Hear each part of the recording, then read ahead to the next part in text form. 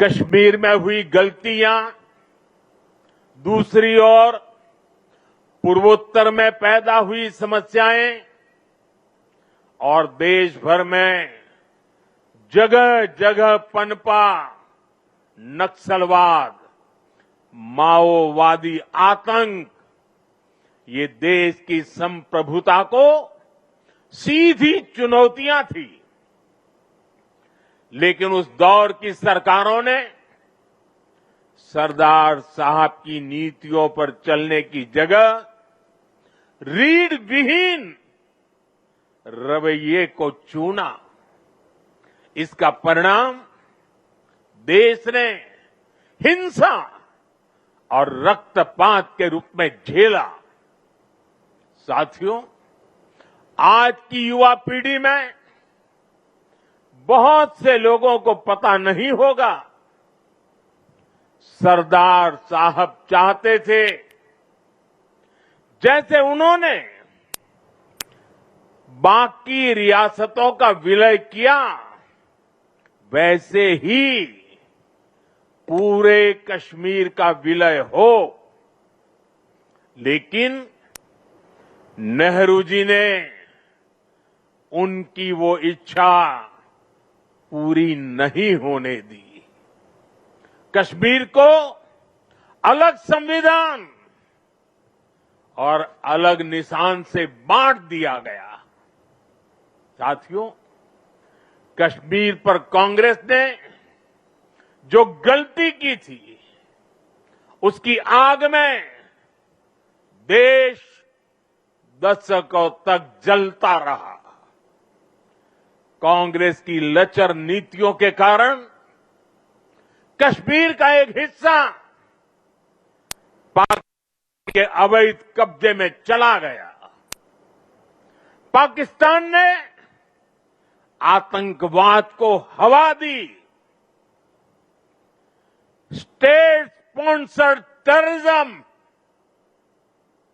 साथियों, कश्मीर और देश को इतनी बड़ी कीमत चुकानी पड़ी, लेकिन फिर भी कांग्रेस हमेशा आतंकवाद के आगे नतमस्तक रही। साथियों, कांग्रेस ने सरदार साहब के विजन को भुला दिया, लेकिन हम नहीं भूले। 2014 के बाद देश ने एक बार फिर उनकी प्रेरणा से भरी फौलादी इच्छा शक्ति को देखा है। आज कश्मीर आर्टिकल 370 की जंजीरों को तोड़कर पूरी तरह मुख्य धारा से जुड़ चुका है। आज पाकिस्तान और आतंक के आकाओं को भी पता चला है कि भारत की असली ताकत क्या है। ऑपरेशन सिंदूर में पूरी दुनिया ने देखा है, आज अगर कोई भारत पर आंख उठाता है तो भारत घर में घुसकर मारता है।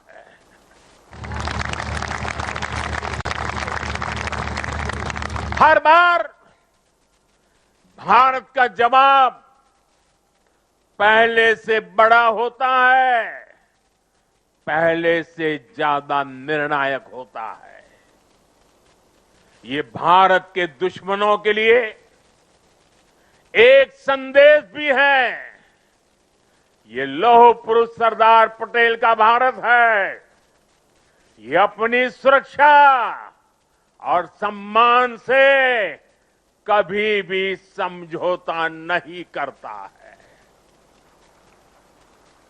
साथियों, राष्ट्रीय सुरक्षा को लेकर पिछले 11 साल में भारत की सबसे बड़ी सफलता है नक्सलवाद, माओवादी आतंक की कमर तोड़ना। 2014 से पहले हमारे देश में हालत ऐसी थी कि देश के भीतर, देश के बीचों बीच नक्सली माओवादी अपनी हुकूमत चलाते थे। नक्सली क्षेत्रों में देश का संविधान नहीं चलता था। पुलिस प्रशासन वहां काम नहीं कर पाता था। नक्सली खुलेआम नए नए फरमान जारी करते थे, सड़कें नहीं बनने देते थे, स्कूल, कॉलेज और हॉस्पिटल को बम से उड़ा दिया जाता था और शासन प्रशासन उनके आगे लाचार नजर आता था। साथियों, 2014 के बाद हमारी सरकार ने नक्सलवाद, माओवादी आतंक पर प्रचंड प्रहार किया। हमने शहरों में बैठे अर्बन नक्सलियों के समर्थकों, अर्बन नक्सलियों को भी किनारे लगाया। हमने वैचारिक लड़ाई भी जीती और नक्सलियों के गढ़ में जाकर उनसे मोर्चा लिया। इसका परिणाम आज देश के सामने है। 2014 के पहले देश के करीब 125 जिले माओवादी आतंक की चपेट में थे। आज ये संख्या केवल 11 बची है और उसमें भी सिर्फ 3 जिलों में ही नक्सलवाद अभी भी कुछ गंभीर रूप से हावी है। और आज मैं सरदार पटेल के सानिध्य में एकता नगर की इस धरती से पूरे देश को भरोसा दिलाता हूं, जब तक देश नक्सलवाद, माओवाद, उस आतंक से पूरी तरह मुक्त नहीं हो जाता, हम रुकने वाले नहीं हैं, चैन से बैठने वाले नहीं हैं।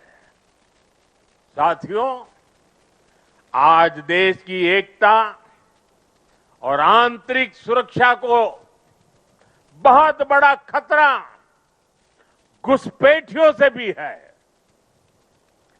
देश के भीतर दशकों से विदेशी घुसपैठिए वो देशवासियों के संसाधनों पर कब्जा करते रहे, डेमोग्राफी का संतुलन बिगाड़ते रहे, देश की एकता दांव पर लगाते रहे। लेकिन पुरानी सरकारें इतनी बड़ी समस्या पर आंख मूंदे रही।